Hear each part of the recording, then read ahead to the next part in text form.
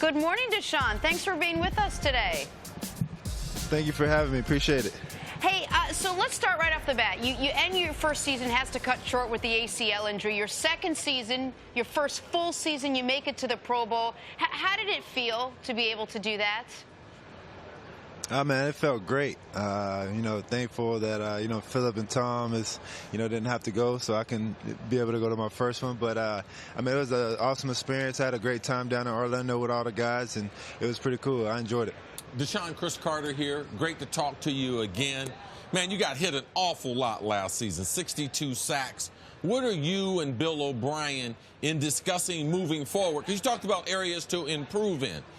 How are they going to protect you better moving forward? And what if you learned in your first couple seasons that might be able to bring that number down in the future?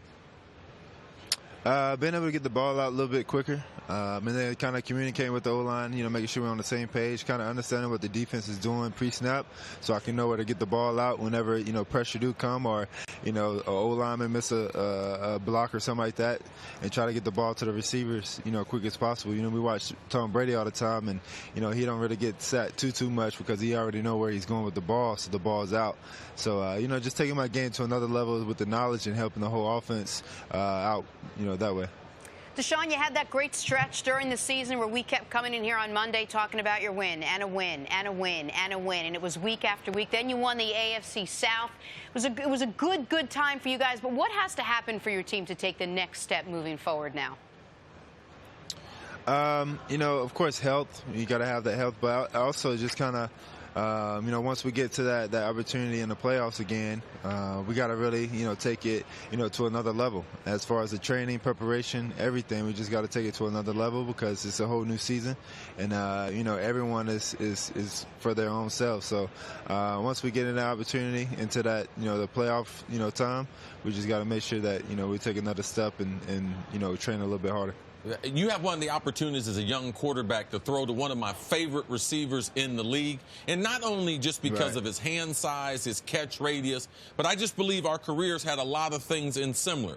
Early in his career, played with a lot of different quarterbacks, really didn't get a lot of notoriety. Now he gets the superstar. You tell me in America why DeAndre Hopkins is the best wide receiver in the NFL. The things he do, the knowledge of the game, the catches he make is crazy. It's very, very crazy. It doesn't surprise me because he do it all the time in practice. He do it all the time when we're training in the off season. So it's kind of normal to him and normal to me. But he loves the hard catches. For some reason, the easy catches he don't really, catch too well. But if it's all over the place, then he's gonna snag it. So he doing great things, and I feel like he can take his game to another level. He know that too. The Texans, I think most people believe, have three superstars. We're talking to one of them. We just talked about one of them. Now let's go to the other side of the ball, J.J. Watt. J.J. Watt had established himself as a superstar, I think, right around the time you got to Clemson. And then, at least for my purposes, I was worried that we would never see that version of J.J. Watt again after a couple seasons lost to injury. How impressed were you with his ability to get back to being the old J.J. Watt this year? And can you tell us something we might not know about him, about what he puts into his day to be the player that he is? I've watched JJ. We both were hurt last year, and so I had a whole off season to be able to watch him train and get back, to his peak where he was this year. And just the things he do. It's full 4 days from eating, a certain way, working out in a certain way, getting massages, treatment, with the trainer, physical therapist, everything. The way he, carry himself, watch film, and he was just determined to make sure that, regardless of what people are saying, that they'll never see him on the field again and never be where he was before. He was determined to prove people wrong, and that's what he did. And it's spectacular. It gave me a lot of motivation to be able to do the same thing, as I progress in my career. Speaking of proving people wrong, we've been talking all season and now all week about Tom Brady. You were 6 years old, Deshaun, when Tom Brady won his first Super Bowl. All those things you say that J.J. Watt put into his game, we hear so much about how much Tom Brady puts into his body and his preparation, the stuff he eats, the way he trains. How surprised are you that he's still playing at this high of a level at this point in his career? I'm not surprised at all. You know, Coach O'Brien coached him for a couple years, and so we have a lot of guys that is playing on our team, you know, play at the Patriots, or a lot of coaches that play with Tom Brady. And the things that they tell me, you know, especially Wes Welker, you know, I meet with Wes Welker every week, and the things we talk about with Tom, you know, the way he carries himself, the way he put things in his body, the way he prepare mentally is spectacular. So I'm trying to take every little nugget that they, you know, seen Tom do, you know, and apply to my game and my career, and try to, you know, find some type of formula where I can be able to do the same thing. You know, hopefully I can play till I'm 40, you know, God willing, but you know, every little thing that he's doing, I'm trying to, you know, put in my game also.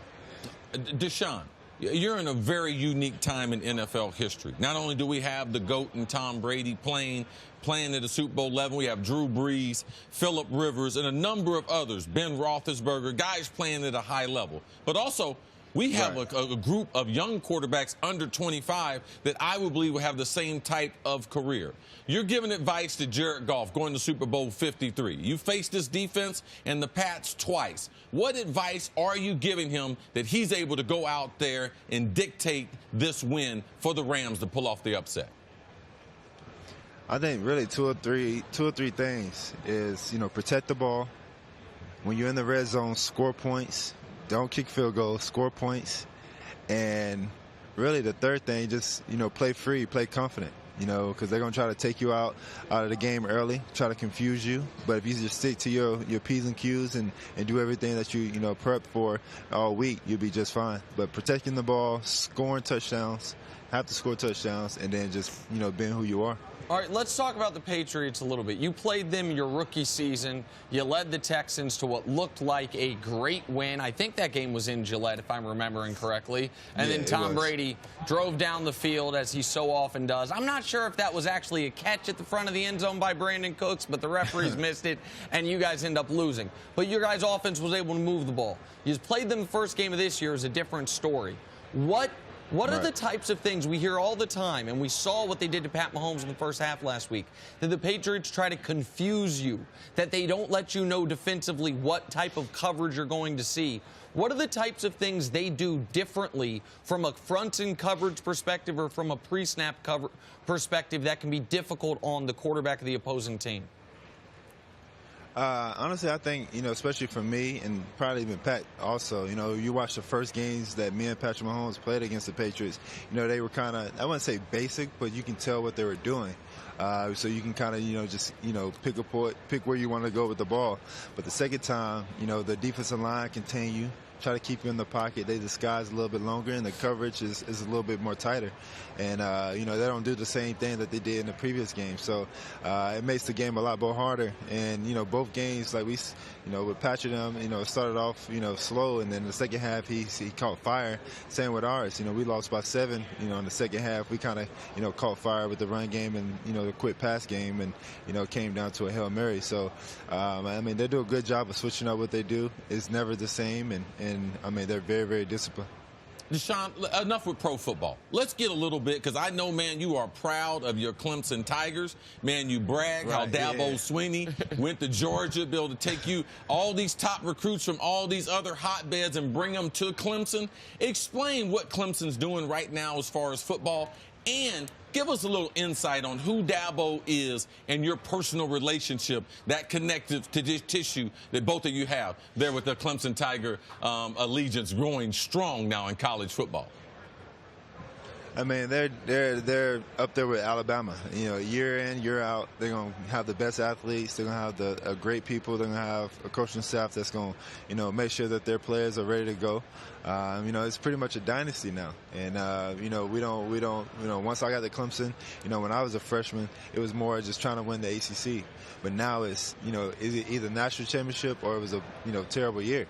And, you know, Coach Swinney is a guy where he relates to all the players. He relates to the players' parents, the families. And the thing that he give off is he want the good in all the players. He want the players to be able to be good citizens, good students, and then good football players. You know, football don't really come first once you go to Clemson. It comes like third on the back end. So, you know, being a good student, getting a degree, and then being a good citizen off the field, that's what they care about. So a lot of people relate to that.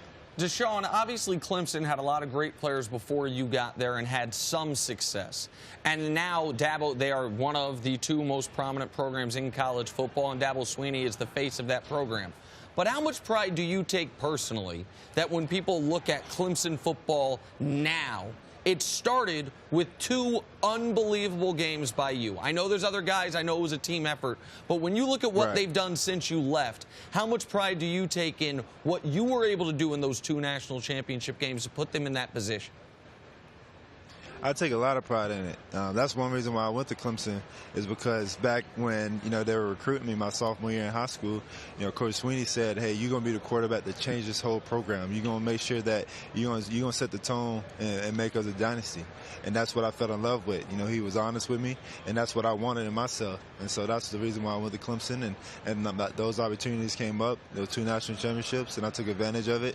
And now, they just, continue to go to the playoffs and have opportunity to win it. So I take a lot of pride in that, and I'm very proud that I was able to do that. And it's Coach Swinney. I really respect him and appreciate him, because everything he told me in the recruiting process, it came true.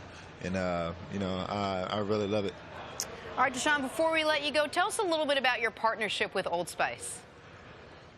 Yeah, I'm partnered with Old Spice, the all-new Fresher collection. Women, have a lot of, body wash products. So, Old Spice is giving men, the opportunity to have a lot more body products, and it's the new, all-new Fresher collection. Deshaun, thank you so much for joining us. Again, congratulations on staying healthy this year. A great season for the Texans, and again, the time with us today. Enjoy the week. I will. Thank y'all. I appreciate y'all. Thanks for watching. Subscribe here to get the latest from the show. Also, be sure to check out more of the best clips from First Things First, or go watch a few segments from our other shows on FS1.